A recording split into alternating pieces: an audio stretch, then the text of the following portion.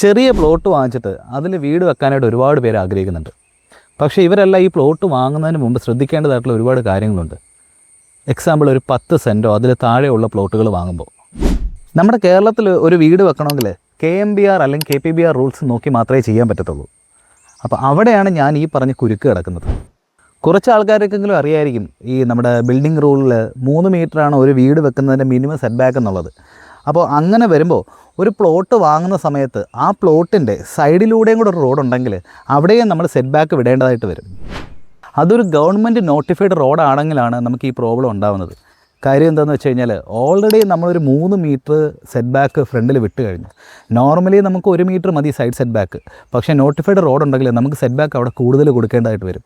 അങ്ങനെ വരുമ്പോൾ നമ്മൾ ഈ പറയുന്ന വീടിൻ്റെ എല്ലാം സെറ്റ് ബാക്ക്സ് കൂട്ടുന്നതുകൂടെ തന്നെ വീടിൻ്റെ ഏരിയ നമുക്ക് അതുപോലെ കുറയ്ക്കേണ്ടതായിട്ടും വരും.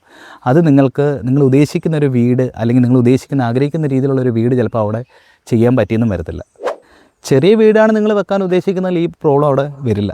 പക്ഷേ മാക്സിമം ഏരിയ യൂട്ടിലൈസ് ചെയ്ത് ഒരു വലിയ വീടാണ് അവിടെ വെക്കാൻ ഉദ്ദേശിക്കുന്നതെങ്കിൽ ഈ പറഞ്ഞ പ്രശ്നങ്ങൾ അവിടെ ബാധകമാകും.